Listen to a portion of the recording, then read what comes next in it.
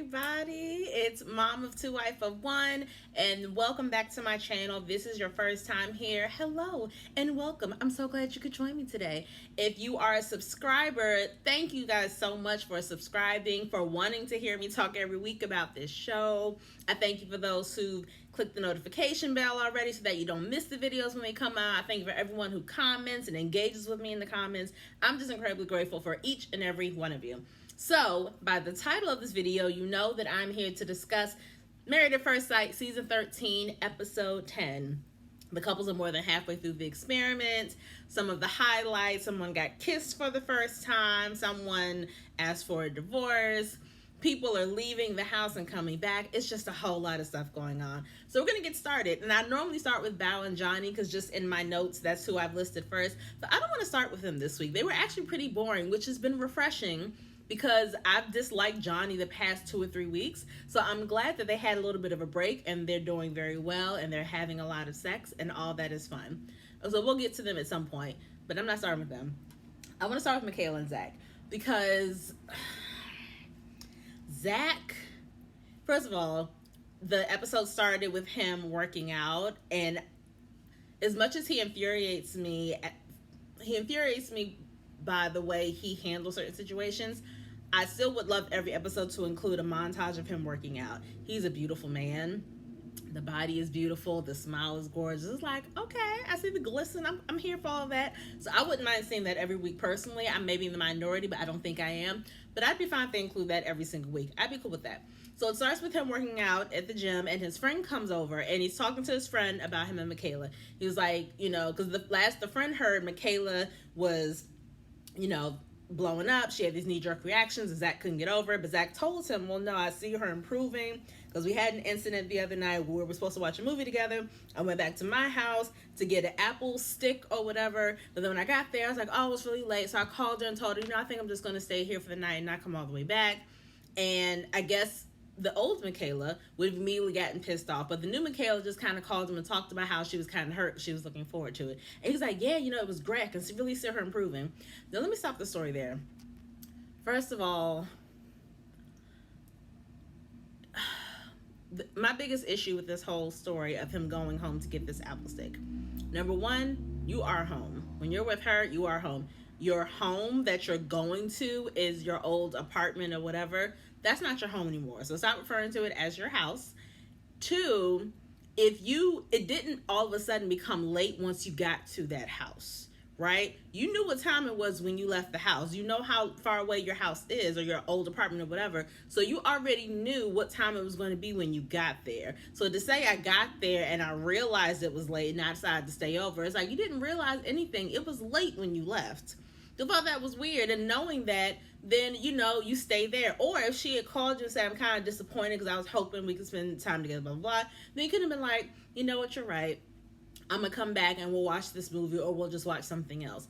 So wasn't kind of happy with that, because it shows that she's trying, and he's giving, as the other thing, 3, he's giving her props for getting better, or not getting better. He gave her props for the way she handled the situation, but I don't know if he gave her those props. He gave her props in talking to his friend, and not saying it doesn't count, but if you're someone who's gone through something with a person where that person's been hurt, or they've been scarred, or they've been disappointed, and you see the other person is trying their best to be better, then you need to let them know that. You don't have to kiss their butt and like, oh my gosh, you're doing great, kid, that's great.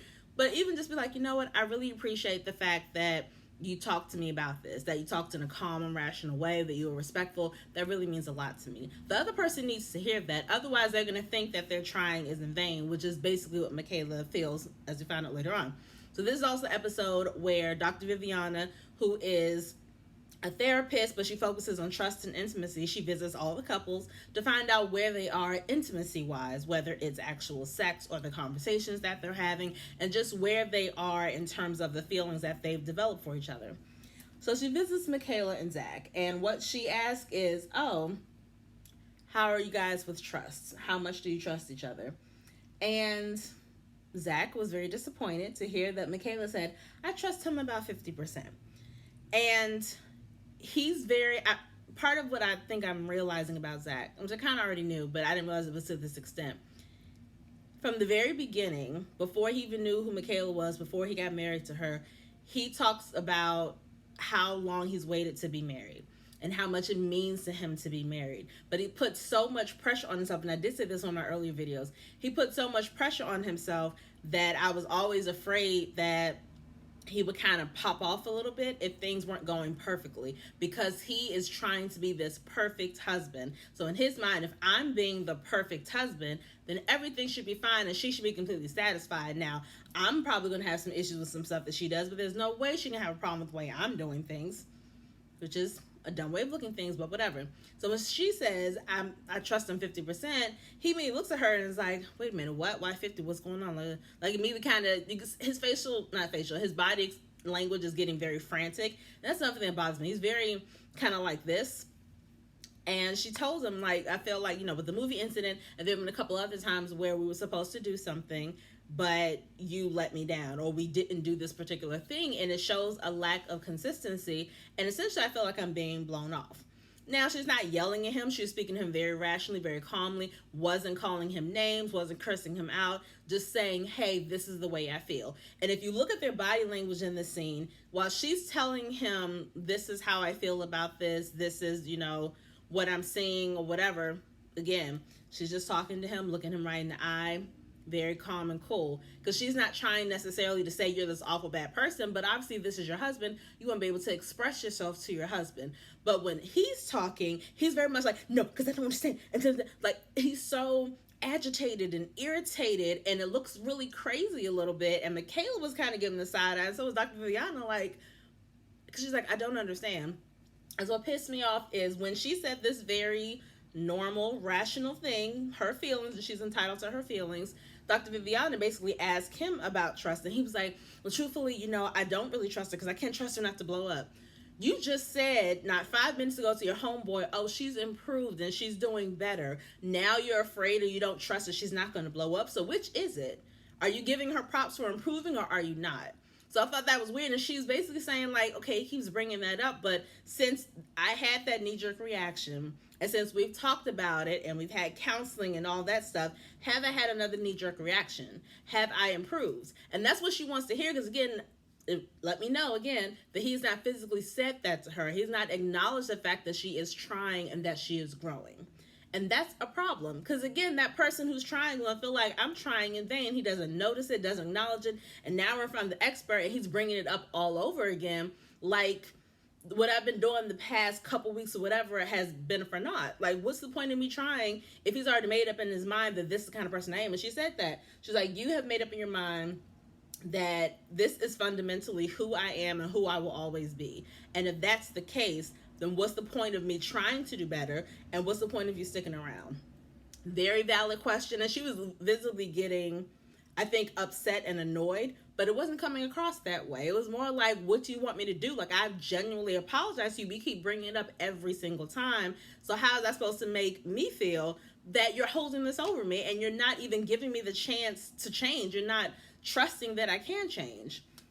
So he was getting on my nerves a lot. Like, really, really a lot. And Dr. Viviana was just looking at him like, I don't understand, Zach. Like, you're saying this, but you're also saying this, and I don't quite get it.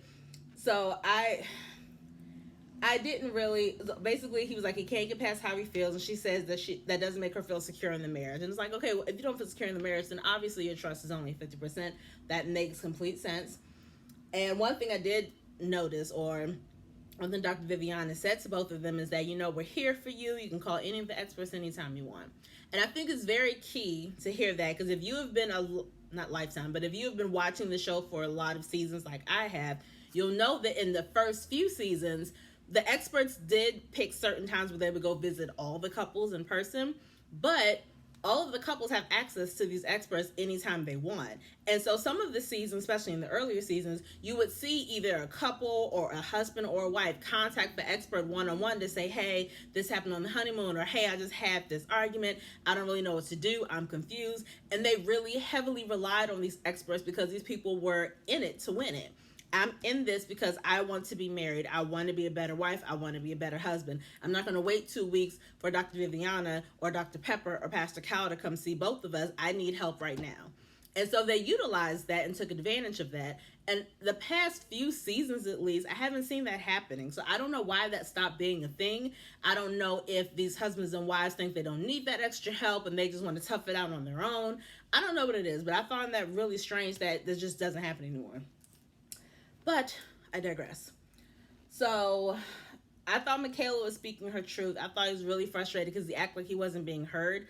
But I took it more as he wasn't really listening to her. All he heard was, she's not happy, so it's my fault. But what have I done to make her unhappy? Mind you, she's saying point blank, she never said, Zach, you're making me unhappy. But she said, I feel this way because this is what I've noticed. This is what I have experienced. That is what she is telling him point blank. He heard none of that. Because as soon as Dr. Viviana left, he goes to the dining room table. He starts crying. And I just don't understand. Like, what am I doing? Like, what am I doing wrong? And I'm like, she just told you.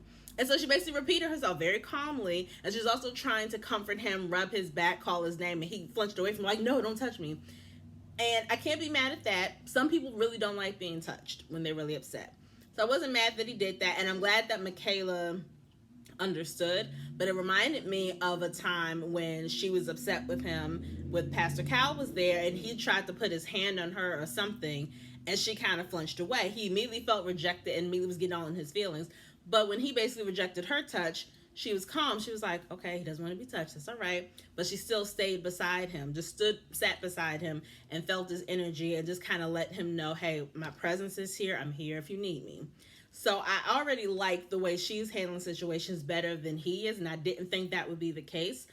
But he was just so torn up. And again, I don't think he was torn up about the fact that, oh my gosh, my wife is hurt. I feel so bad that I've hurt her. He was torn up because, oh my gosh, I'm not the perfect husband. I'm trying to be the perfect husband, and I can't believe I'm failing at being a husband. That's what was in his mind, and that's how it came off. So that really bothered me, that your focus is more on how you're viewed as opposed to how this other person feels. And I'm not saying he doesn't care about Michaela at all, but I thought that his, I won't say annoyance, but I guess his feelings were a little misplaced and he was focusing on the wrong thing. So in addition to Dr. Viviana visiting all the couples got an exercise to do to kind of strengthen their intimacy. So for Zach and Michaela, they were given blank pieces of paper and some really pretty colorful pens, and they were encouraged to write down questions to each other. But the kicker is that when one person has their questions that they want to ask, the other person has to wear a blindfold while they answer it. And I really like that, because I feel like if somebody asks you a very difficult question and you're looking them in the eye, you may change how you say that answer or even change your answer completely because you're looking right at them and you don't want to hurt them. If your eyes are closed or covered or whatever, it makes it a lot easier for you to be vulnerable and to be honest. So I thought that it was a perfectly fine exercise, perfectly fine conversation, but I was still kind of upset with Zach. I'm like, Zach, just... And it probably is hypocritical of me also to be upset with him and he's just expressing himself. But again, I feel like his priorities were just a little misplaced. And I felt like that was happening a lot in this episode with some of the other couples, that they're just not listening to each other. And it's like, dude, come on. Like, give her a chance to change. Acknowledge the fact that she's changing. And understand that you are not a perfect husband. And just like you want her to change some things, you have to change some things as well. That's the way this is supposed to go. So, I don't know. Still not really seeing it for them. And I hate that because I loved them in the very beginning. And now it's like, I don't know. Let's talk about Mirla and Gill. I still like them together. I like watching them laugh together. I love watching them have these conversations together. I think that, well, she was saying that their emotional intimacy is strong and constantly growing. And when Dr. Viviana asked them, okay, well, your physical intimacy, I know the last time we talked, you guys hadn't kissed. And when Dr. Viviana came, they're like, yeah, we still haven't kissed. And she was like, well, how comfortable are you with the physical intimacy on a scale of 1 to 10? And Mirla was like, oh, I love it. I think our physical intimacy is great because I feel safe with him. I feel safe and I feel comfortable. And that is really key when you're with somebody. I completely get that. And I think he hit the nail on the head where he was like, I feel like kissing is equivalent to sex for you? And she's like, it is. She's like, both are a strong sign of intimacy. I think it takes a huge amount of trust to do. I am a little slower with that, but I feel like you and I are building this great emotional and mental and spiritual foundation that's going to make me that much closer to giving you a kiss, essentially. And by the end of the episode, he does get his first kiss, first two kisses, pecks, but he still got kisses. But I like that she is stuck to her guns. I'm sure she has heard from everybody and their mom, like, girl, just get that man a kiss. He's fine and he's so nice. And nah. I like that she stuck to her own principles and she did things in her own time. I like that she's with a patient man because that is exactly what she needed to go through this process. Again, I like how they talk and communicate with each other. I really love the conversations that they have. And yeah, so I mean, I still like both of them, really. And the funniest thing, though, is the kiss. The kiss was really, really funny because it's just a peck. Not just, it's a peck, but because at this point in the marriage, they've been together, I think, around 26 days. So over 3 weeks, he's been laying in bed with this woman every single night and not getting a kiss, but cuddling and touching and all that kind of stuff. So they showed a kiss, and it was very natural, but it was funny. He's telling the other grooms, and he's like, yeah, so, I finally got my first kiss. Like, oh, yay, all right. And they're cheering with each other. And then he's like, yeah, she gave me two. And the first time I was like, oh, did you mean to do that? Was that by accident? And then she did it again. And just how giddy and excited they were, I thought was hilarious that they got so excited over my man getting a peck. It was really funny. And I remember telling my husband, and he just died laughing like, wow, they were happy over that. But that's a big thing for him. So I was really happy for them too. And I still like them as a couple. Don't know where it's going to go, but I actually really like them. Okay, Val and Johnny, they were just they were boring, which is a good thing. So they talked about their sex life. Dr. Viviana found out that they've had sex. And Val was like, I think, nothing's stopping us from having more sex. I wouldn't mind having sex every day or every other day. And he was like, okay, I'm not going to say no. I was like, I know that's right. But I like that we're getting to see that side of them, not sex side of them, but that we're getting to see that physical intimacy with them. They've always had really great, deep conversations. And that's another thing that they did show last night, is them having a deep conversation as part of their emotional intimacy. And she talked a lot about her childhood and growing up poor. And I love that she seemed very comfortable opening up to him. And if they had done that exercise in the first week or so of the marriage, when he was kind of being overly critical and kind of dismissing some of the things that she was concerned about, I think that conversation could have gone left really quickly. But I think that they have a better established foundation at this point in their marriage. So she was clearly comfortable talking about these things with him. And I loved the comfortableness of it. I loved that they were supportive of each other, and I love that they talked about sex and how, the sex is kind of vanilla. And she was like, okay, well, I think we could stand to spice things up. Like, I don't think anything's wrong with that. And the next scene, she's in a nurse's uniform and he's a patient, and I was like, I do not want to watch these fools role play. I cannot do this. So I had to pause the TV for a minute. And then they went into like some sexy games with sexy dice. And it was like, oh, it's really cute. That's pretty much all that happened with them. So I was grateful because Johnny, again, he's been making me mad for a couple weeks now. So I'm glad that their story arc was very chill. We're going to save the juiciest one for last. But Brett and Ryan, they're normally boring. But what I will say is I'm tired of these men thinking it's okay to run away. First, it was Johnny. The first night they came home from the honeymoon, I'm just going to go to my house for a couple days, to get my mind right because I just need to clear my head. And then it's Zach spending some nights away. And now it's Ryan who left for a couple nights after Dr. Viviana came to visit. And I understand you needing space to clear your head. I get that. But this is a marriage. And they're still treating it like, oh, this is just my girlfriend I live with and I can still go to my house. No, this is a marriage. And again, I said this last week or the week before, this is why the experts put all of the couples in a 2-bedroom apartment. So you can go right to that second bedroom when you need a break, close the door, lock the other person out, stay in there for 2 days if you need to. But that's all the space that you get to clear your head and figure some stuff out.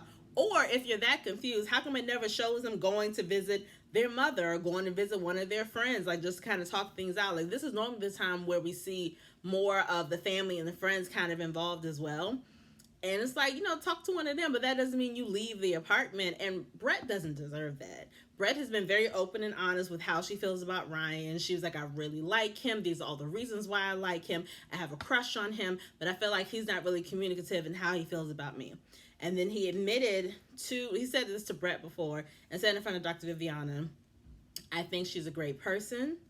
I think she is extremely beautiful, but I'm just not feeling those butterflies. I'm not feeling that spark. I want to come home and be short of breath when I see her. And Dr. Viviana was like, I mean, I understand what you're saying, and I know a lot of people look for that, but honestly, that's kind of Hollywood. That's not really real life. And I kind of disagree with her. I think that you can't have that. I don't think most normal people have that every time they look at their person. That doesn't mean when you look at a person, you're not filled with love for them, but it may not be those stereotypical signs of, oh my gosh, I can't wait, I'm going to see them. And like, oh my gosh, just want to, he was like, I just sometimes want to come home and be so, excited to see her that I just, slam her up against the wall and just kiss her breathless. And she's like, that's Hollywood. That's not what people do. Like, you're looking for that fairy tale and that doesn't exist. But again, I feel like you can look at someone and feel that love, feel that trust, feel that comfortableness, feel that intimacy. You can look at somebody and feel all of that. It just may not be the stereotypical, heart-shaped eyes that are just like in cartoons, or the butterflies around your head, or the soft dreamy music and the clouds. Like, it may not be all of that. And if it is all of that, it may not be like that every single time. But it also takes time to build up to that. So the fact that Brett is like, yeah, I've reached this level a lot quicker with other people.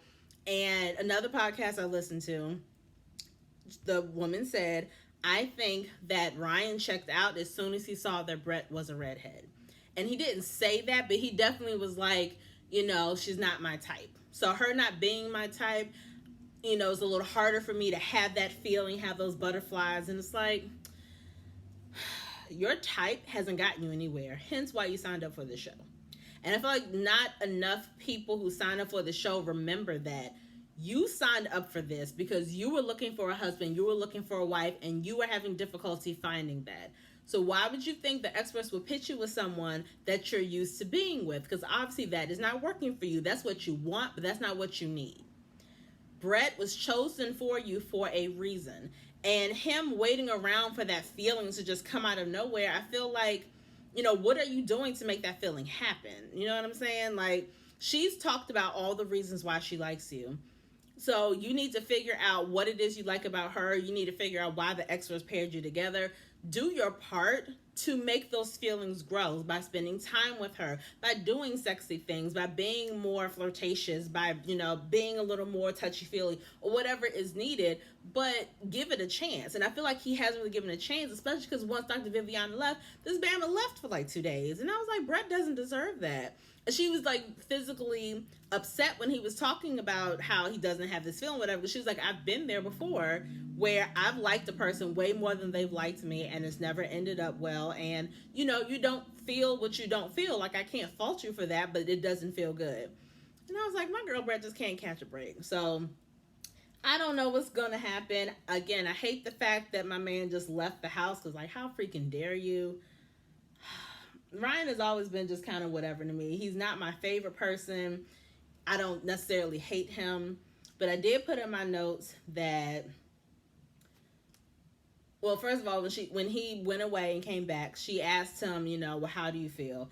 And he said, I'm feeling better. And she's like, oh, okay, well, that's good. It's better than feeling worse. And I was like, not necessarily. He's saying he's feeling better. That doesn't mean he feels better about his situation with her. That could just mean he feels better about, I don't know, a lot of different things. Maybe he's resigned to the fact that, okay, this isn't going to work, but I'm going to stick it out for the next few weeks and just have fun with a cool person. That could be him feeling better. That doesn't mean he's going to try to make it work either. That doesn't mean he's going to continue to see her as his wife. He may just be like, we're just going to enjoy this ride, and then we'll just part amicably, and that'll be that. That could easily be what that means. So I don't know what that means, but I also feel like him leaving, I was saying if I was Brett, I wouldn't blame her for now having trust issues, that if something else doesn't go your way, something else doesn't feel quite right, that you're not just going to run away again. That could, again, stir up feelings of untrust that maybe weren't there before. So I don't see it for them. I really don't. Rachel and Jose. Okay, we have to, let me calm myself down. I said Jose was controlling, right? I said the red flags were there. I said, this don't feel right. I've said a lot. And I was waiting for Rachel to let him have it. So before we even get to all of that, let me just calm down. Dr. Viviana comes to visit them. Oh, we're great. The sex is cool. We're having fun. Everything seemed really great. She's like, I trust him. We're on the same page. Everything seems fine, right? But then, apparently they're on the rooftop or penthouse, whatever, this apartment complex, and they're having a conversation. She accidentally calls him by some other man's name, right? Okay, obviously that's bad. But they get down to their apartment, and this must have been late night because the cameras weren't there, the actual cameras, but each of the apartments have like a hidden camera that the couples know about. There's a hidden camera that basically shows like black and white grainy footage of the things that happen in the apartment. So just in case something juicy happens, they can go back and check tape and use that as evidence of, current problems with the couple or whatever. So in the grainy black and white footage, there's Jose, there's Rachel, and there's one of the producers. Now let me pause here in the story to say this. I miss the old days of Married at First Sight when the producers remained behind camera. Maybe you heard a voice here or there, maybe you didn't, but they serve their purpose by producing the show. That is a behind the scenes job. They do an excellent job of it. That's what you're supposed to do. In the past 2 seasons, the producers have become part of the cast and part of the storyline. I do not like that. That is not what you are here for. I don't want to see you on camera. You're not supposed to intervene in this way. That's what the experts are for. Come back here behind the camera with me. Like, chill behind here. I don't want to see you on camera. So that bothered me already. I just had to take a pause for the cause for that because that kind of grinds my gears. Needless to say, they're back in this apartment. Jose is cursing Rachel out.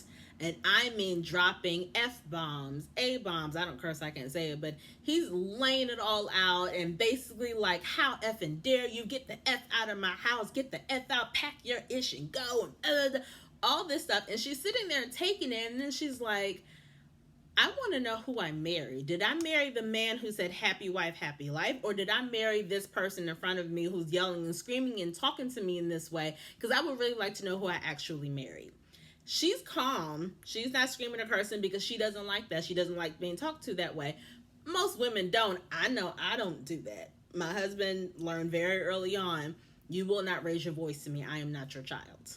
And so he's never done it again. And we talk rationally, whether we disagree or not. We respect each other and talk rationally.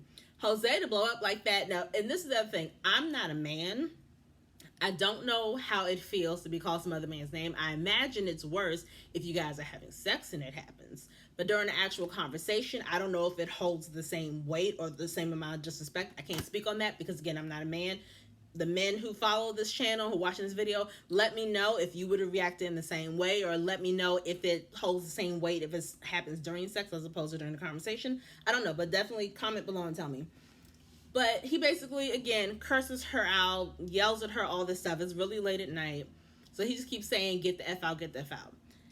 And then we find out after this, the way she's telling the story, she left to walk the producer out.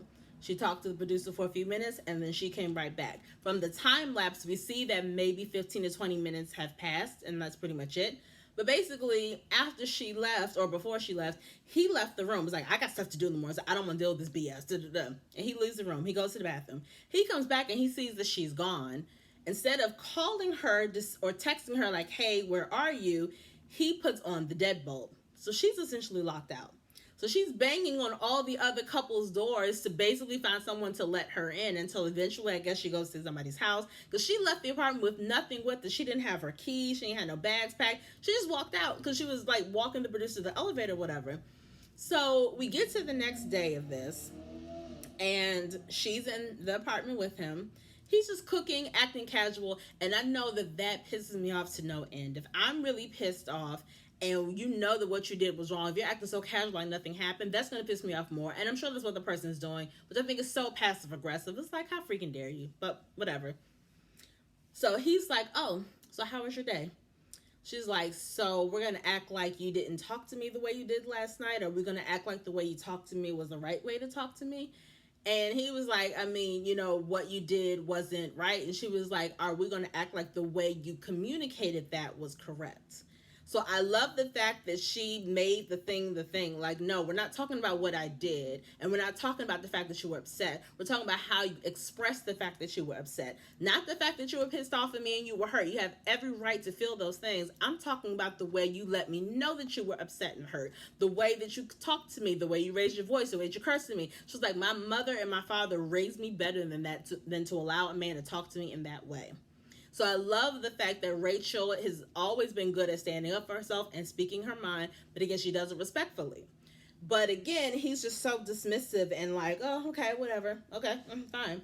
But she's like, you know, and this is one of my notes.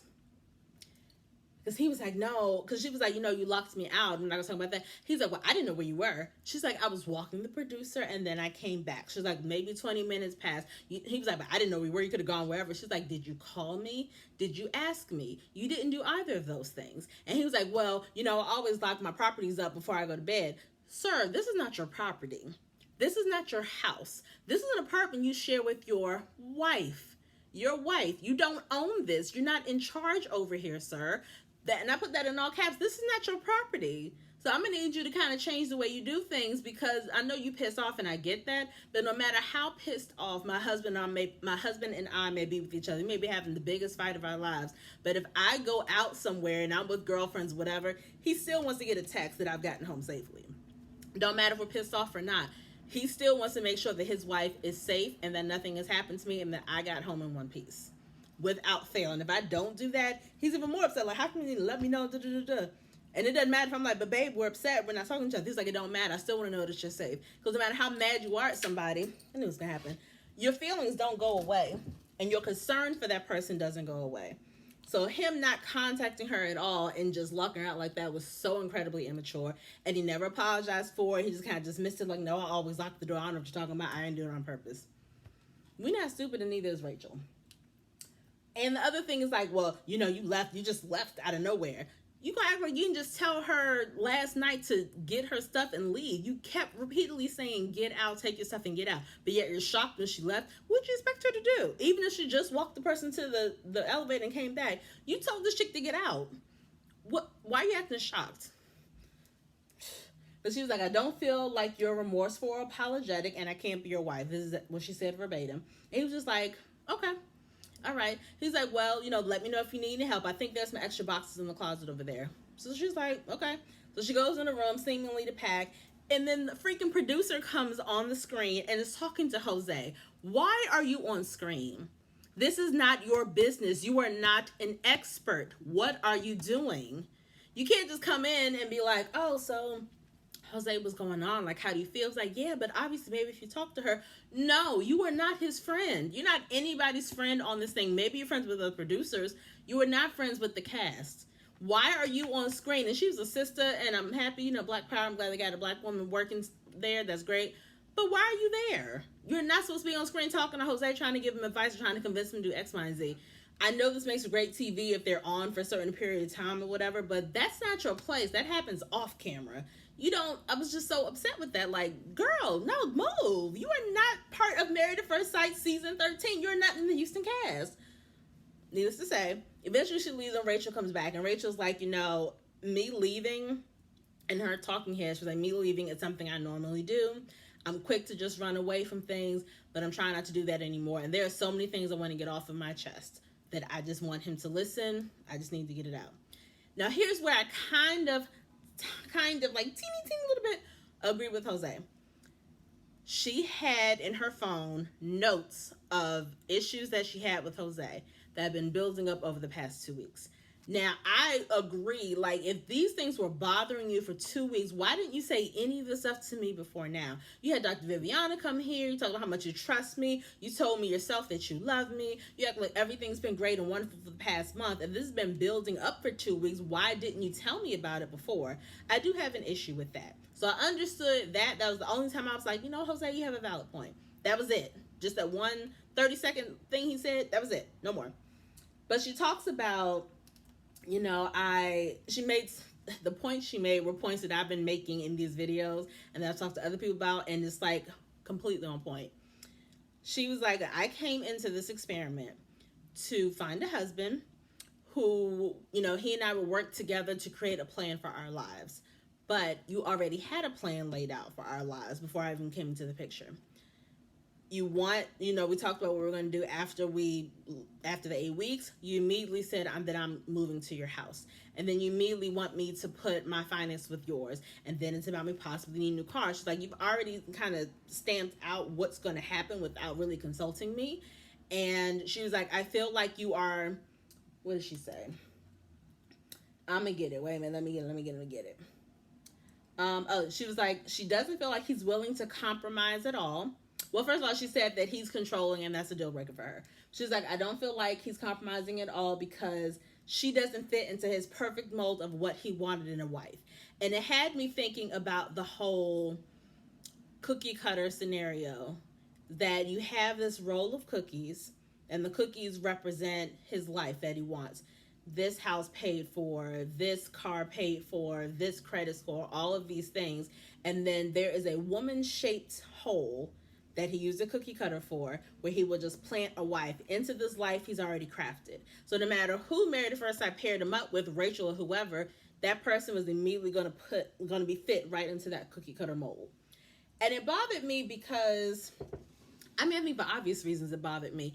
It's okay to have goals, right? Perfectly okay. And I would never say that. You should have goals for your life that you personally want to accomplish, whether it's paying off certain things, visiting certain countries, having children, whatever it is. Everyone should have their own individual goals. That's fine. And even goals for your marriage before you get married, that's okay too. But what you have to understand is that you're coming with goals for your marriage. The person that you're marrying is coming with their own set of goals. So what that means is that you all are going to have to come together, talk about what those goals are, and sometimes the goals are going to have to be forfeited. They're going to have to be, massaged a little bit. They may have to be expounded upon. They may have to be diminished, whatever it is, because now the goals you guys individually set are going to have to be your common goals, things that you both want to accomplish together, things that you want to help the other person accomplish. So that's what's supposed to happen, not you sticking to your tried and true, this is what we're going to do, and I'm glad you're here, so now you can, fit right here and do all the things I've already planned. That's not fair to her. And Jose has already been on my list because of this attitude. And her saying all of that, like I said, a smidge and a smidge, 30 seconds, I agree with them. How come you waited till now to tell me? But what I don't agree with is, in all the stuff that she said, he never once was like, oh, I'm glad you told me. I understand what you're saying. Oh, I didn't know it was coming off that way. Oh, I apologize for doing this. There was never an apology. There was never an acknowledgement of her feelings. It was more of, I don't know where this is coming from. I don't know what this means. And I'm like, she's speaking clear English and telling you what she's observed and what she's feeling. She's not speaking French. She's not speaking Spanish. If she was speaking Spanish, you speak Spanish, you would understand that too. So I'm like, what don't you understand? I thought she was very clear in what she was saying because she gave clear examples. This is what she's supposed to do. So, and one thing she did say is that, you're absolutely right. I should have told you sooner, but the difference between you and I is that I can admit that I should have told you sooner. I can admit when I did something wrong. You don't know how to do that. You don't admit when you've done something wrong. And he was kind of looking stuck like, what did I do wrong? The funniest scene from last night's episode, the men all gathered to play golf. The women, minus Michaela, who wasn't feeling well, did an activity that Rachel suggested. So, first of all, the men playing golf was so freaking funny because they're all like, oh, I don't know how to do it. Wait a minute, how do I do this? And Gil's like, I don't know how do you even hold a golf club. I don't get it. They're all struggling to play golf until Ryan comes along with his hat. He got a golf bag. He's chilling. And so they're all like, oh, man, I can't get it. Ryan's like, and just having a great old time, and they're just looking at him like, oh, okay, so obviously he's done this before. It was hilarious the way that scene was shot, and it was just really humorous for me. So I thought it was very funny, and I needed that lightheartedness after all the stuff with Rachel and Jose. I was like, this is great. And then Rachel was like, well, after everything that happened, I need to blow off some steam. So ladies, we're going to a rage room. Now, I don't know if you guys have ever done this before. This is actually a thing. I've been to a rage room once before with one of my close girlfriends, and It's set up kind of just like that, except it wasn't a big warehouse. She and I were in a small booth, and they played rock music, and we had on full like hazmat gear. Like they just had on some goggles, I think, and a hard hat. We had on a hard hat, and we had goggles, and we had a whole suit on, and we had gloves. We had like all of that. So it's basically the same premise. Like they're blasting the rock music, and in the room, depending on the package that you purchase, they have glass bottles, and they have records, and they have VHS tapes, they have TVs if you want to, upgrade into bigger things. They have old PlayStations, and they give you sledgehammers and bats, and you're just literally beating these things up. Now, my friend, it was her suggestion to go because she at the time was going through a breakup, and she's had a lot of anger toward this person, and that was a great way for her to release her anger. I don't have rage. I get angry, but when I'm angry, I don't need to beat something up. And it's funny because another one of my sisters asked me just last week, like, I think I want to do that. I know you did it before. I think I want to do that because I have anger in me too. It's like, okay, I'll look it up for you and you can figure it out. So the fact that the ladies did it, like, I was like, oh, okay, this is familiar. The funniest thing about them doing that, like Rachel deservedly has her rage. Like I get it. So she's just like beating stuff up like, this for getting locked out. The funniest thing, and all the ladies were laughing at Bao, because Bao is so teeny and she's so sweet and talks very softly. But this woman is doing the most loudest, angriest warrior cries when she's beating up stuff in this room, and it was freaking hilarious to watch. So I loved that. I love the juxtaposition of the guys playing a nice quiet game of golf and then the girls like beating things to smithereens. It was so funny. But the best part for me, the guys are all talking, and Jose's like, yeah, man, last night my wife asked for a divorce. And they're like, wait a minute, what? Are you serious? Because obviously everyone always saw Jose and Rachel kissing on each other, touching each other. They always seem to be the most lovey-dovey couple out of all the couples. So he's like, yeah, he was like, but it's weird, like, to, rewind back a little bit. It started with the fact that she called me some other man's name while we were just hanging out. And then it went from that to, she just left. And then, I deadbolted the door and I went to sleep because, I had to work the next morning. And, and then she asked for a divorce.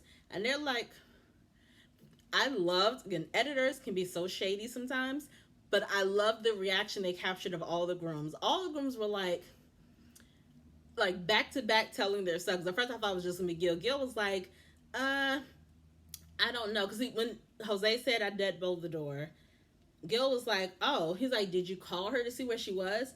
And he's like, no, I didn't call her.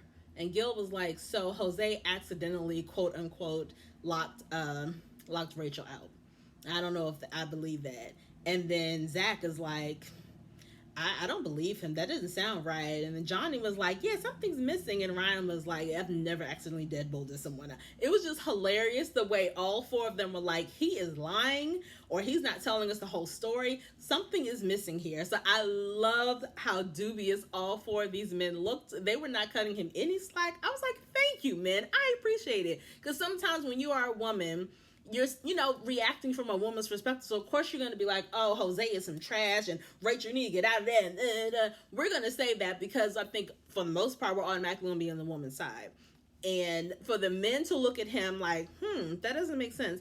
I love that. I love that they didn't immediately take his side and immediately rally around him. They were like, well, no, something is missing. You're not telling us the whole story. I don't know what happened. And the fact that Jose is glossing over everything, glossing over all of the stuff that Rachel brought to his attention, glossing over how he talked to her. None of that was mentioned in the conversation with the men because, of course, if it was, it's going to paint him in this awful light. And, of course, he can't have that. He has to paint it like, no, it came out of nowhere. I don't know what's wrong with Rachel. Why was she asking for a divorce? I don't know. What did I do wrong? It's like, dude, these men are not stupid. But I took more copious notes. I'm sure I did. But so basically this is what I said. Him painting the picture like she called me this other man's name, she left, and then she asked for a divorce. He's making it seem like she called this other man's name, and when she left, she went to go see the man whose name she called me by. They did whatever, and now she's asking for a divorce. Like, missing information like that, you're going to be kind of led to that conclusion that her calling this other guy by her calling Jose a different name means that she went to go see that person. But it's like, no, because then you find out, and I could tell Ryan was joking, but Ryan was saying that she accidentally called Jose Johnny's name. And if that's true, it's like, so, I mean, it's not like Johnny is an ex. You know who the heck Johnny is. Johnny's the other groom. He's been, like, with y'all a lot. And Jose and Johnny are close, apparently. Like, it just seemed really, not even weird. It's just, I don't know. There's a lot of stuff. But not including that information when you're telling this story to the men, I mean, I hate it. Hate the fact that he did not include the conversation that he and she had. Didn't include how he yelled and cursed her out. Didn't include how he told her multiple times to pack her ish up and leave. Didn't include how she broke down exactly how he's being controlling and how she's being impacted by that. None of that was included in the conversation, which proves to me again that he was not listening to her. In his mind, I have my stuff together. She's in the wrong. He's focused solely on the fact that she called him by some other person's name. Not focused at all on the stuff that she brought up about his behavior and how he doesn't hold himself accountable. Because in order to focus on that, that would have to be him admitting that something is wrong with him. And he's not willing to do that, or he doesn't think anything's wrong with him, because why would anything be wrong with me? I have myself together. I have a credit score of 815. Of course I'm great. Of course I'm wonderful. And so I don't know what things going to go from here. I think, again, a man not listening to a woman, that's kind of the issue that Michaela and Zach have. And I don't know. I haven't seen it for Jose for a really long time. I don't think he's a bad person at all. I was just like, I just wasn't feeling it for him and Rachel for a long time. So I don't know. I don't know what's going to happen with them. I'm going to say my prediction this week. Ain't nobody making it. This week, the only people who look like they have a shot is Bao and Johnny, and maybe Michaela and Zach, maybe. But everybody else is like, no, I don't really see it for them, or them. Maybe Gill and Mirla. Gill and Mirla had a pretty okay episode. But y'all, child, Jose and Rachel, that was a doozy of a storyline. I don't know what to tell y'all. If y'all have not seen this show, it comes on Wednesday nights on Lifetime. It's highly entertaining. It's very interesting. It's a roller coaster at times. It's annoying at times. But whether you're a married person or a single person, I think it is interesting to see how people view relationships. And I think it's also really interesting to see the growth that people personally experience after going through this experiment, whether they stay married or not. So hope you guys enjoyed my rants. If there's any other, thing that I missed in the episode, please comment below. If you guys agree or disagree, comment below as well. Like, I love to converse with you guys about the show, because there's just so many different things to focus on that I know I may miss some things here and there. So just let me know, and I will see you guys next week. Peace.